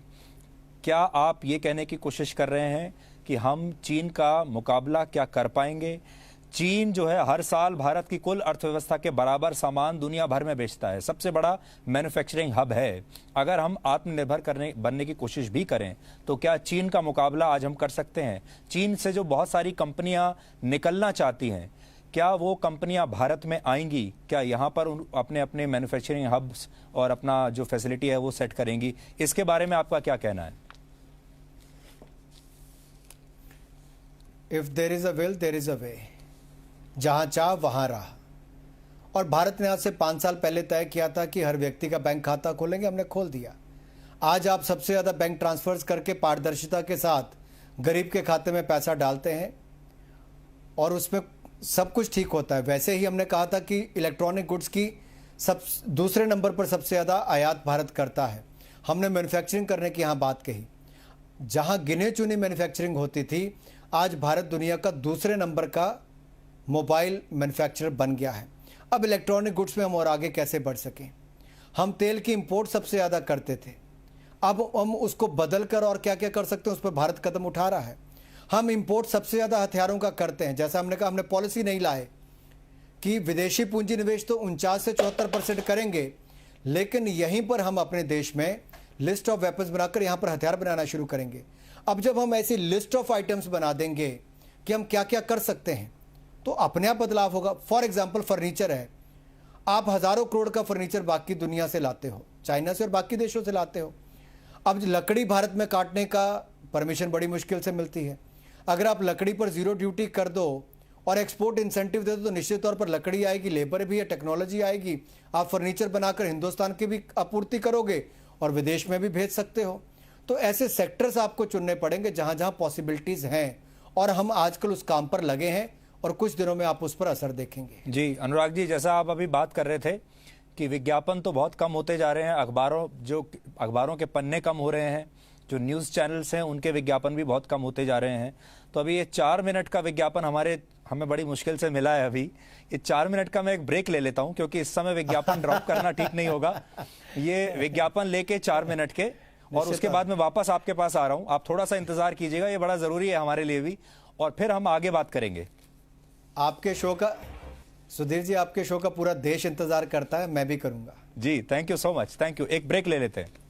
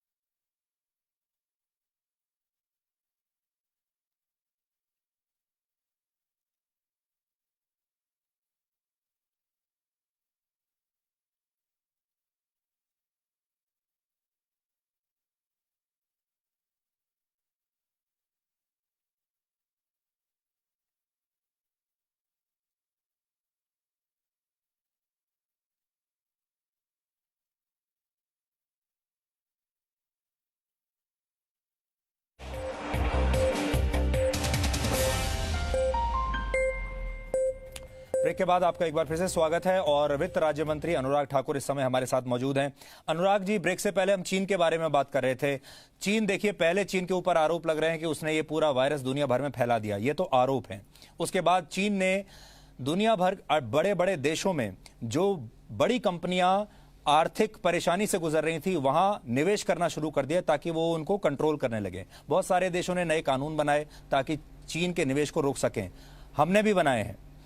अब आप देखिए, इसके बाद चीन, आप ताइवान ले लीजिए, हांगकांग ले लीजिए, साउथ चाइना सी ले लीजिए और चाहे हमारा लद्दाख ले लीजिए, हर जगह चीन अब अपनी मिलिट्री पावर दिखाने की कोशिश कर रहा है।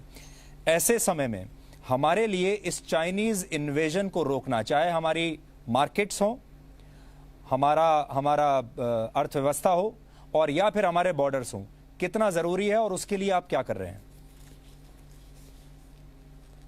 सुधीर जी, दो तरीके हैं इसको देखने के। एक तरीका है कि आप नेगेटिव सोच रखिए, नकारात्मक और बचने के बारे में सोचिए। दूसरा तरीका है कि पॉजिटिव सोच के साथ अपनी क्षमता को बढ़ाते जाइए, चाहे वो आपकी सैन्य क्षमता है, सुरक्षा की दृष्टि से है, या आपको अपना व्यापार करने की दृष्टि से अपनी अर्थव्यवस्था को आगे बढ़ाना है।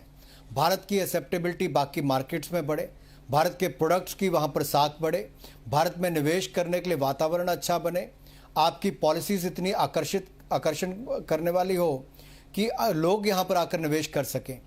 मुझे लगता है भारत को इस दिशा में जाने की ज़रूरत है कि पॉजिटिव सोचें। नेगेटिव अपने आप खत्म होता जाएगा।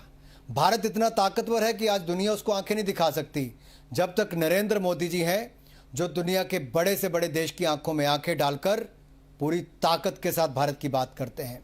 और अटल जी के समय भी आपने देखा होगा, हमने पोखरण विस्फोट किया, जो परमाणु विस्फोट किए थे, उससे दुनिया को भी हिलाया था, लेकिन डराने के लिए नहीं, अपनी ताकत दिखाने के लिए।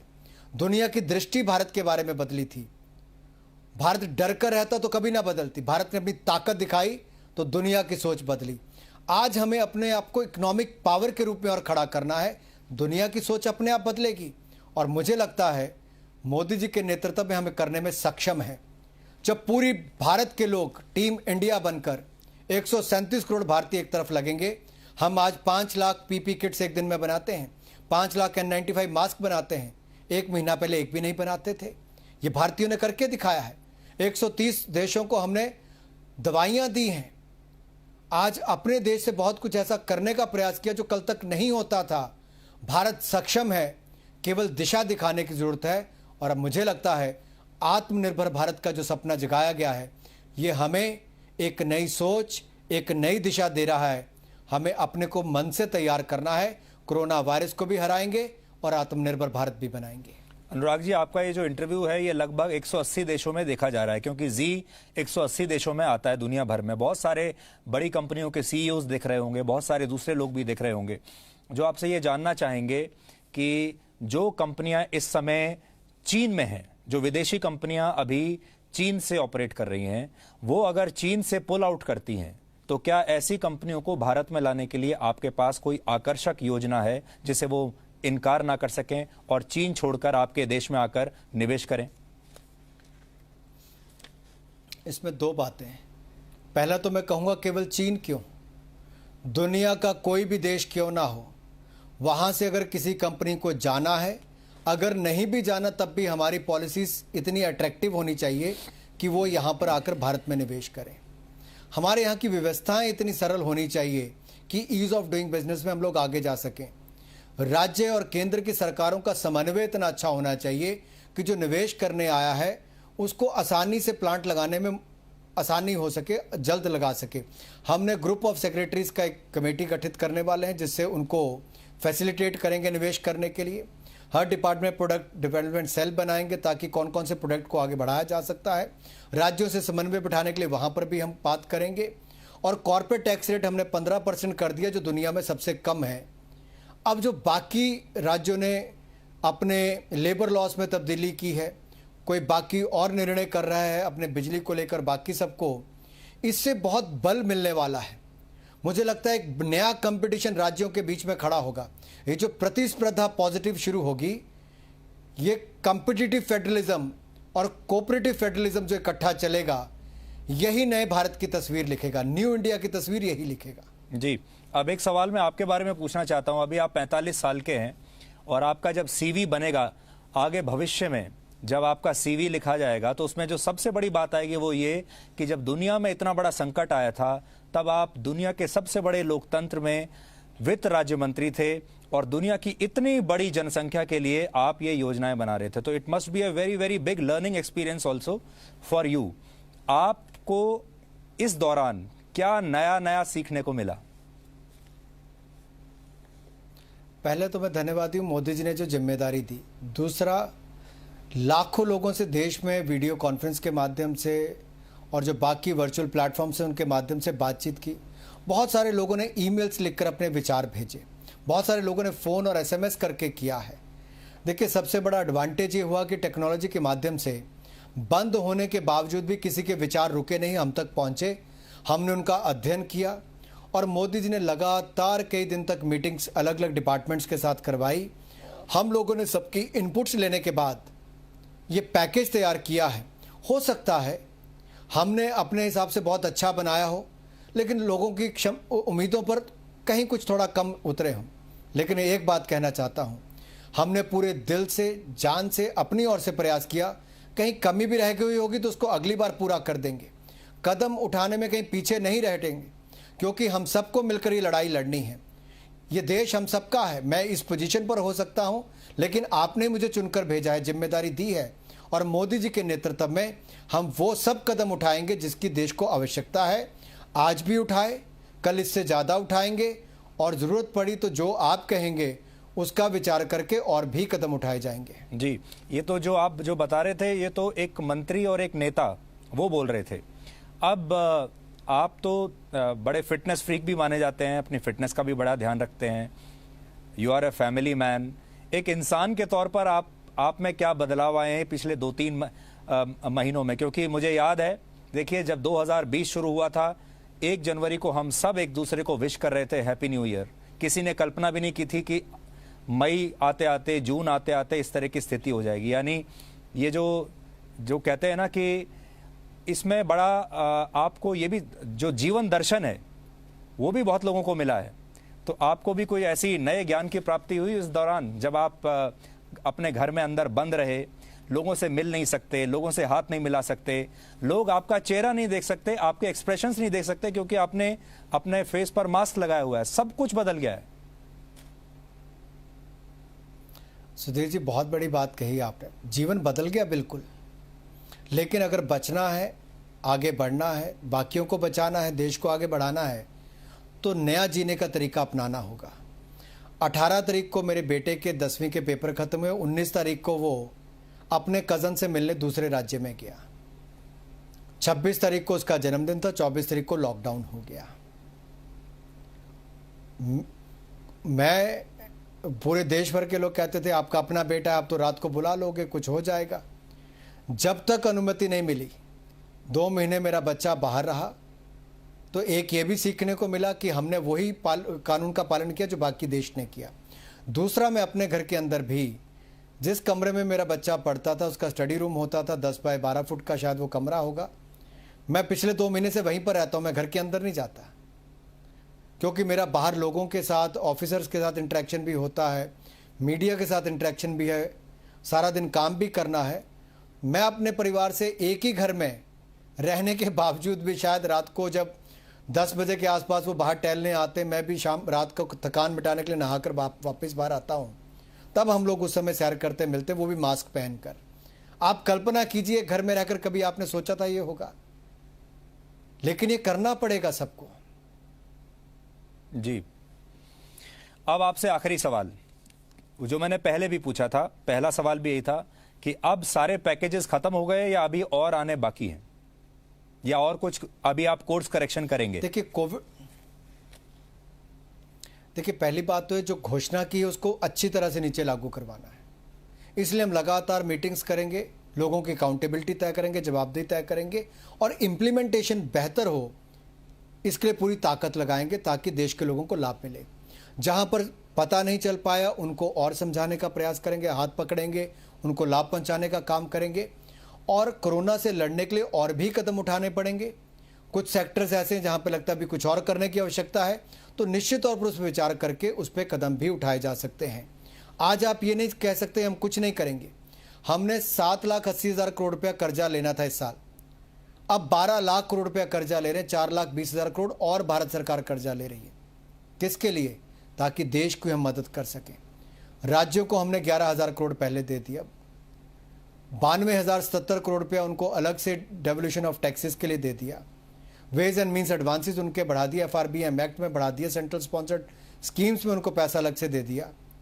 ये सारा पैसा ताकि कहीं पे पैसे की कमी ना आए, उसके लिए हमने कदम उठाए हैं। आगे भी जो करना पड़ेगा करेंगे, लेकिन आप ये कहें कि आज ही सारे कदम हो जाएंगे, मुझे लगता है अगला समय भी देखने की बहुत आवश्यकता है। जी अनुराग जी, बहुत बहुत शुक्रिया। आज आपको वैसे भी करीब से जानने का मौका मिला और आपने जो नीतियां बनाई हैं उनको भी करीब से जानने का मौका मिला। आप अपना ध्यान रखिए, अपनी इम्यूनिटी का ध्यान रखिए। वैसे तो आप वैसे ही बहुत फिट रहते हैं, लेकिन इम्यूनिटी का ध्यान रखिए और बहुत बहुत शुभकामनाएं। आपका बहुत बहुत धन्यवाद।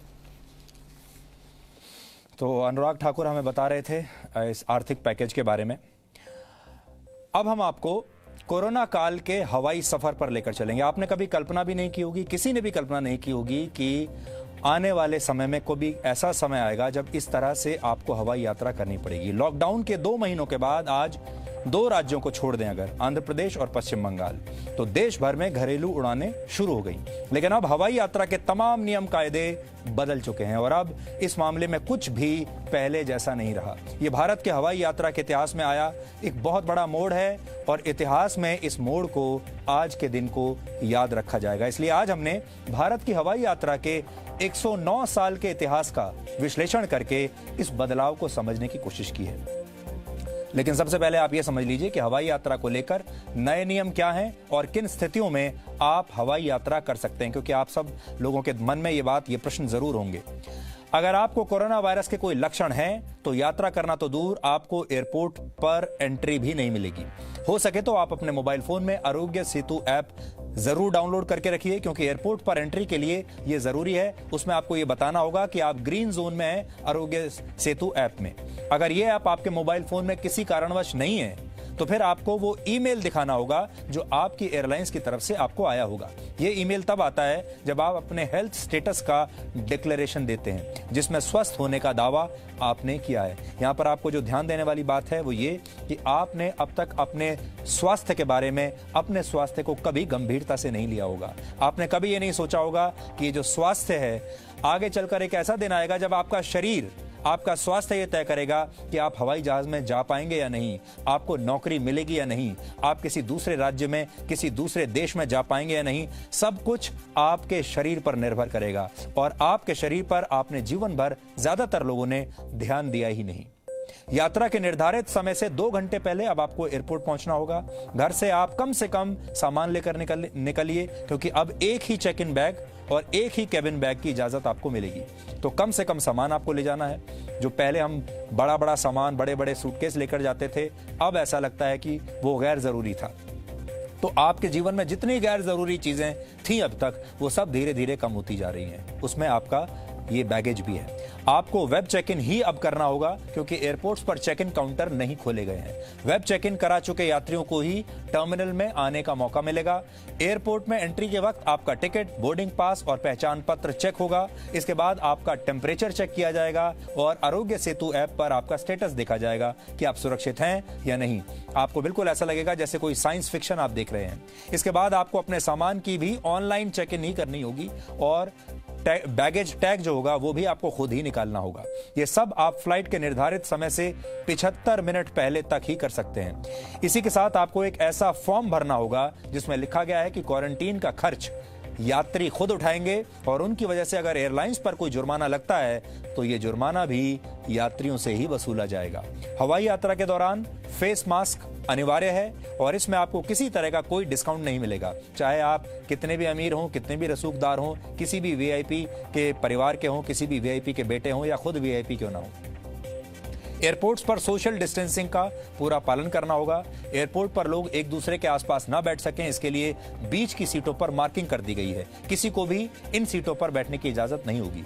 एयरपोर्ट पर मौजूद सभी कर्मचारियों को के लिए भी फेस मास्क, फेस शील्ड और पीपीआई किट पहनना अनिवार्य है। सुरक्षा जांच के लिए इस तरह का इंतजाम किया गया है कि फिजिकल कांटेक्ट कम से कम हो। फ्लाइट के अंदर एक नई बात यह है कि अब आपको खाने पीने का कोई सामान फ्लाइट में नहीं मिलेगा। यात्रियों को सिर्फ एक पानी की बोतल मिलेगी। एयरलाइंस की तरफ से फ्लाइट में बोर्ड करने वाले पहले यात्रियों को मास्क, ग्लव्स और फेस शील्ड दिया जाएगा। इसके अलावा पायलट और एयर होस्टेस भी पीपीई और फेस शील्ड के साथ ही आपके सामने आएंगे। फ्लाइट के अंदर यात्रियों को मैगजीन और न्यूज़पेपर्स नहीं मिलेंगे, ना ही लाउंज में मिलेंगे। यात्रियों को फ्लाइट के वॉशरूम का इस्तेमाल कम से कम करने की सलाह दी गई है। इसके अलावा बार बार आप एयर होस्टेस को नहीं बुला पाएंगे। लैंडिंग के बाद यह सुनिश्चित किया जा रहा है कि प्लेन से उतरने के लिए भीड़ ना लगे। एक एक करके सोशल डिस्टेंसिंग के साथ यात्रियों को उतारा जाए। पहले की तरह नहीं होगा जब आप फ्लाइट के लैंड करते ही अपनी अपनी सीटों से खड़े हो जाते थे। सिर्फ यही नहीं, आपको उस राज्य के क्वारंटीन के नियम का भी पालन करना होगा जिस राज्य में आप जा रहे हैं। लेकिन हर राज्य ने हवाई यात्रियों के क्वारंटीन के अपने अलग अलग नियम बनाए हैं। हवाई यात्रियों के लिए क्वारंटीन के नियमों को लेकर बहुत विवाद भी हुआ है, क्योंकि केंद्र सरकार की तरफ से कोई स्पष्ट नीति इसमें नहीं बनाई गई थी और सब कुछ राज्यों पर छोड़ दिया गया था, जिससे ये असमंजस था कि हवाई यात्रियों के लिए क्वारंटीन होना जरूरी है या नहीं। बाद में राज्यों ने अपने अपने हिसाब से नियम तय किए हैं। जैसे आपकी फ्लाइट मुंबई की है तो फिर मुंबई में आपको 14 दिन के लिए होम क्वारंटीन में रहना होगा। महाराष्ट्र के अलावा उत्तर प्रदेश, तमिलनाडु, केरल, झारखंड, हिमाचल प्रदेश और पंजाब जैसे कई राज्यों में 14 दिन का होम क्वारंटीन अनिवार्य है। हालांकि उत्तर प्रदेश में यह नियम बनाया गया है कि अगर बिजनेस के सिलसिले में कोई यात्री आता है तो उसे क्वारंटीन से छूट मिलेगी। गुजरात में भी यात्रियों पर ऐसा कोई दबाव नहीं है, सरकार ने सिर्फ उनसे अपील की है। लेकिन राजस्थान, मध्य प्रदेश और हिमाचल प्रदेश जैसे राज्यों में 14 दिन का इंस्टीट्यूशनल क्वारंटीन जरूरी रखा गया है। यानी आप घर पर क्वारंटीन नहीं कर पाएंगे, आपको किसी सरकारी जगह पर क्वारंटीन करना होगा। हवाई यात्रियों के लिए कर्नाटक और असम जैसे राज्यों में 7 दिन का इंस्टीट्यूशनल क्वारंटीन है और 7 दिन खुद को आपको होम क्वारंटीन करना होगा, 7 दिन घर में रहना होगा। कोरोना वायरस से पहले भारत में हर दिन औसतन 7.5 लाख लोग हवाई यात्रा करते थे। हर रोज 7.5 लाख लोग। लेकिन अब स्थिति यह है कि 2 महीने बाद शुरू हुई हवाई यात्रा के पहले दिन सिर्फ 532 फ्लाइट्स ने उड़ान भरी, जिसमें करीब 40,000 लोगों ने ही यात्रा की। इसके अलावा करीब 160 फ्लाइट्स कैंसिल कर दी गईं, जिसकी वजह से यात्री और भी परेशान रहे। पहले दिन देश भर के एयरपोर्ट्स पर क्या हाल था, लोग किस तरह से खुद को कोरोना काल की हवाई यात्रा के लिए तैयार कर रहे थे, इस पर हमने ग्राउंड रिपोर्ट तैयार की है आज। ये आपको आज देखनी चाहिए।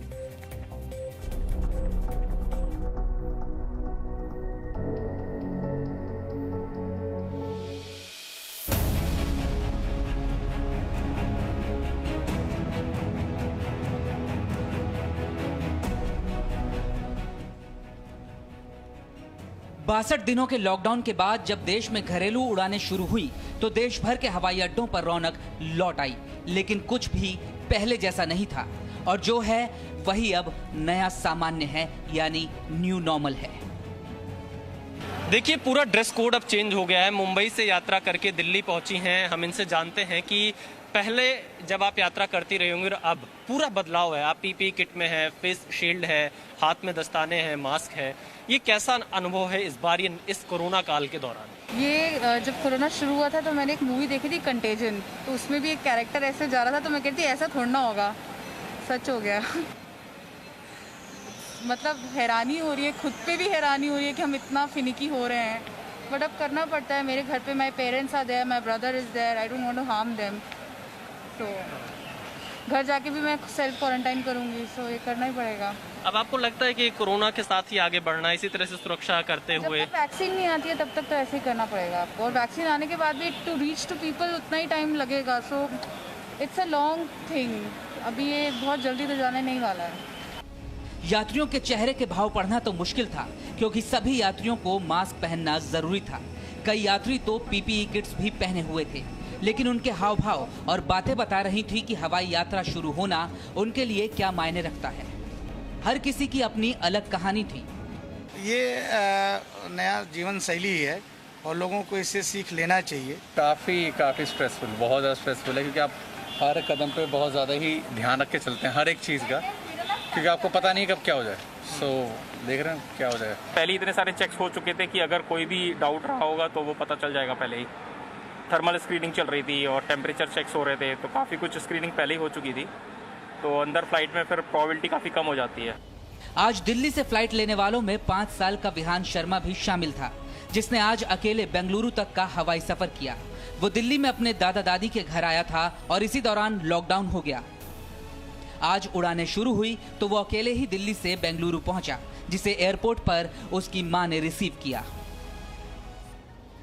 सरकार ने कुछ नियम और शर्तों के साथ उड़ानें शुरू की हैं, जिनका पालन सभी यात्रियों को पूरी ईमानदारी के साथ करना है। फिर चाहे वो मास्क पहनना हो, आरोग्य सेतु ऐप डाउनलोड करना हो, वक्त से एयरपोर्ट पर पहुंचना हो और एयरपोर्ट पर थर्मल स्कैनिंग करवाना हो। हवाई अड्डों पर सोशल डिस्टेंसिंग का भी पूरी कड़ाई के साथ पालन किया जा रहा था, लेकिन हवाई यात्रा करने वाले लोगों के लिए सबसे बड़ी शर्त थी दूसरे राज्यों में जाकर क्वारंटीन होना, जिसका हर यात्री से सेल्फ डिक्लेरेशन फॉर्म भरवाया जा रहा था। घर जाने के लिए उत्साहित लोग सारी फॉर्मेलिटीज खुशी खुशी पूरी कर रहे थे। एयरपोर्ट्स के साथ ही फ्लाइट्स में भी नजारा बदला हुआ था। फ्लाइट में बोर्ड करने से पहले एयरलाइंस कंपनियां सभी यात्रियों को मास्क मुहैया करवा रही हैं। एयर होस्टेस पीपीई किट्स और फेस शील्ड पहने हुए हैं। सभी यात्रियों के हाथों को सैनिटाइज करवाया जा रहा है। हवाई यात्रा के सामान्य नियमों के साथ साथ बदले हुए सोशल डिस्टेंसिंग के नियमों की भी अनाउंसमेंट हो रही है। हालांकि कुछ यात्रियों का कहना है कि एयरपोर्ट पर जिस तरह की सोशल डिस्टेंसिंग का पालन किया जा रहा है, फ्लाइट के अंदर वैसा पालन नहीं हो रहा। दिल्ली से बनारस यात्रा करके आए हैं, बट फ्लाइट इस टाइम पूरी फुल है। एयरपोर्ट पे तो सोशल डिस्टेंसिंग है, बट फ्लाइट के अंदर तो ऐसा कुछ लगा नहीं। इस एयरक्राफ्ट में आई हूँ और बिल्कुल सोशल डिस्टेंसिंग का पालन नहीं हुआ है। वहाँ पर एयरपोर्ट पे तो हो रहा था, लेकिन वहाँ पर बिल्कुल चेयर कोई गैपिंग नहीं थी और सब लोग कैंटीन में अल्टरनेट बैठे हुए थे। ये चीज़ें सही नहीं है, क्योंकि इससे तो इन्फेक्टेड होने का चांस ज़्यादा है। सोशल डिस्टेंसिंग का फॉलो बिल्कुल भी नहीं किया गया है। 25 मार्च को बंद की गई घरेलू हवाई सेवाओं को आज 1/3 क्षमता के साथ शुरू किया गया है। कई फ्लाइट्स लेट हुई तो कुछ फ्लाइट्स को रद्द भी करना पड़ा, जिससे लोगों को काफी परेशानियां हुई। क्या आपका मामला है? मुझे बेटा दिल्ली जाना है, मेरे बच्चे वहाँ पर हैं, मैं यहाँ बॉम्बे में अकेली हूँ। आप सीनियर सिटीजन हैं? यस, मैं I am a senior citizen और मेरी ऑलरेडी पहले भी 3 टिकट वेस्ट जा चुकी हैं। मुझे ना तो एयर एशिया से पैसा मिला है।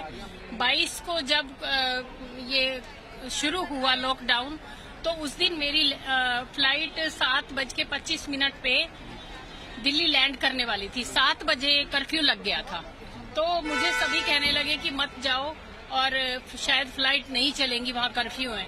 तो मैं नहीं गई, तो ना उसका पैसा मिला और उसके बाद 2 टिकटें करवाई, पैसा एयर एशिया ने ले लिया। पहले लॉकडाउन के वक्त लोगों ने सोचा था कि ये थोड़े दिनों की बात है, लेकिन अब एक बात तो साफ है कि कोरोना वायरस अब जल्द हमारे जीवन से जाने वाला नहीं है, लेकिन इससे जिंदगी रुक नहीं जाती। लोग अब इस सच्चाई को मान चुके हैं, जिसकी तस्दीक देश के हवाई अड्डों की ये तस्वीरें कर रही हैं। ब्यूरो रिपोर्ट, जी मीडिया। तो आपने कभी कल्पना भी नहीं की होगी कि एक दिन ऐसा भी आएगा जब इस तरह हवाई यात्रा करनी पड़ेगी। आज हमने जो भारत का एविएशन इतिहास है उस पर भी नजर डाली। 1932 में टाटा एयर सर्विसेज की स्थापना हुई थी। ये बहुत बड़ा दिन था भारत के इतिहास में और इसी के साथ भारत में हवाई उड़ानें शुरू हुई थी। शुरुआत में इसके द्वारा कराची, अहमदाबाद और तत्कालीन बॉम्बे और मद्रास के लिए वीकली एयरमेल सर्विस शुरू की गई थी। बाद में इसी एयरलाइंस द्वारा तत्कालीन बॉम्बे से त्रिवेंद्रम के लिए पहली घरेलू उड़ान सेवा शुरू की गई थी। टाटा एयर सर्विसेज बाद में टाटा एयरलाइंस बनी और फिर 1946 में इसका नाम बदलकर एयर इंडिया कर दिया गया और एयर इंडिया आज भी आपकी सेवा कर रही है।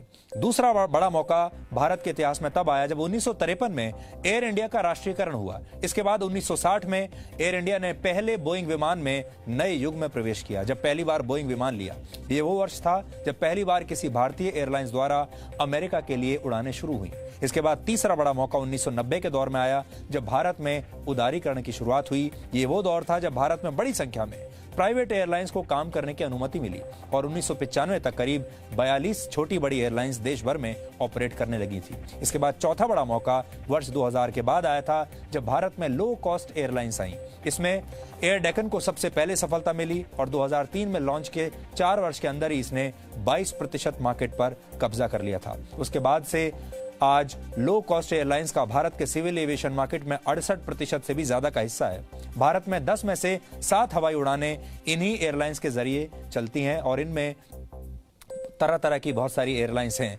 हम आपको आज ये बताने की कोशिश कर रहे हैं कि हमारे लैंडमार्क्स क्या थे। आपको शायद पता नहीं होगा कि आज से करीब 100 वर्ष पहले फ्लाइट्स में पहली बार खाना पीना देना शुरू हुआ था, जब वर्ष 1919 में एक फ्लाइट लंदन से पेरिस गई थी। लेकिन आज कोरोना की वजह से एक बार फिर फ्लाइट्स में खाना पीना बंद हुआ है। सोचिए, एक बार शुरू हुआ था, वो बहुत बड़ा टर्निंग पॉइंट माना गया था और आज फ्लाइट्स में खाना पीना बंद हो गया। अब आपको फ्लाइट में मील्स नहीं मिलेंगी। आज फ्लाइट में जाना ऐसा लग रहा था जैसे आप अस्पताल के किसी आईसीयू में जा रहे हैं, क्योंकि मास्क, ग्लव्स, फेस शील्ड पहने यात्री, पीपीई किट्स पहने एयर होस्टेस और पायलट्स, ये सब हवाई यात्रा के लिए बिल्कुल नई बात है। लेकिन हो सकता है अब आने वाले समय में आपको इन सब चीजों की आदत डालनी पड़े। कोरोना वायरस का ये वक्त एविएशन का एक बहुत बड़ा टर्निंग पॉइंट है। आज का दिन ऐतिहासिक दिन माना जाएगा, जब फ्लाइट तो उड़ी लेकिन बिल्कुल एक नए रूप में, नए अवतार में। अब इस तरह की तस्वीरों की आदत डाल लीजिए और अपने आप को ढाल लीजिए नए युग के हिसाब से।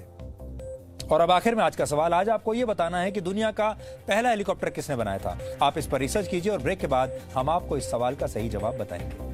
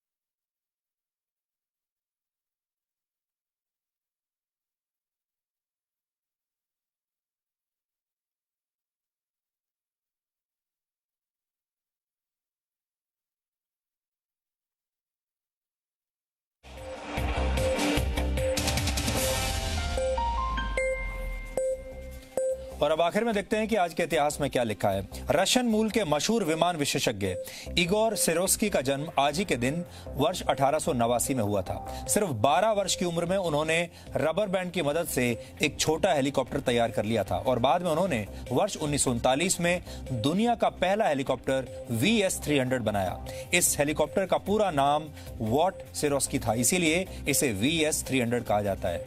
इस हेलीकॉप्टर ने पहली उड़ान 13 मई 1940 को भरी थी और इसके बाद इस हेलीकॉप्टर का दुनिया भर में बड़े पैमाने पर उत्पादन किया गया। वर्ष 1886 में आज भारत के महान क्रांतिकारी रासबिहारी बोस का जन्म बंगाल में हुआ था।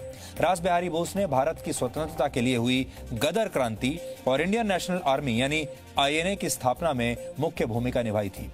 रासबिहारी बोस ने वर्ष 1942 में इंडियन इंडिपेंडेंस लीग की शुरुआत टोक्यो में की थी। बोस के बारे में एक रोचक बात यह भी है कि जापान में एक बेकरी में रहने के दौरान उन्होंने भारतीय व्यंजनों को बनाना शुरू किया। उन्होंने एक जापानी डिश को इंडियन स्टाइल में बनाया जिसे इंडियन करी का नाम उस समय दिया गया और वो जापान में काफी मशहूर हुई थी। हिंदी फिल्मों के मशहूर अभिनेता सुनील दत्त का निधन आज ही के दिन वर्ष 2005 में हुआ था। फिल्मों की दुनिया में कदम रखने से पहले सुनील दत्त रेडियो सिलोन की हिंदी सर्विस के जरिए काफी मशहूर हो गए थे। रेडियो प्रेजेंटर के तौर पर काम करने के बाद उन्होंने वर्ष 1955 में आई फिल्म रेलवे प्लेटफॉर्म से अपने फिल्मी करियर की शुरुआत की। सुजाता, मदर इंडिया, वक्त, मुझे जीने दो, मेरा साया और पड़ोसन जैसी मशहूर फिल्मों ने सुनील दत्त को एक खास पहचान दिलाई। सुनील दत्त 5 बार सांसद भी चुने गए और वो भारत सरकार में खेल और युवा मामलों के मंत्री भी रहे। उन्हें पद्मश्री से भी सम्मानित किया गया था। और वर्ष 1961 में आज ही के दिन अमेरिकी राष्ट्रपति जॉन F कैनेडी ने 1960 के दशक के अंत तक एक अमेरिकी इंसान को चंद्रमा पर भेजने की ऐतिहासिक घोषणा की थी और ये लक्ष्य 20 जुलाई 1969 को नासा के अपोलो 11 मिशन ने पूरा भी कर लिया था। तो DNA में आज इतना ही। अब आपसे हमारी मुलाकात होगी कल रात 9 बजे। तब तक आप खुश रहिए, सुरक्षित रहिए और स्वस्थ भी रहिए। और दिलचस्प बात यह है कि ज्यादातर लोग अपने शरीर और अपने स्वास्थ्य पर सबसे कम ध्यान देते हैं, लेकिन अब आपका शरीर ही आपका नया पासपोर्ट बन जाएगा। ये एक नए युग की शुरुआत है। नमस्कार।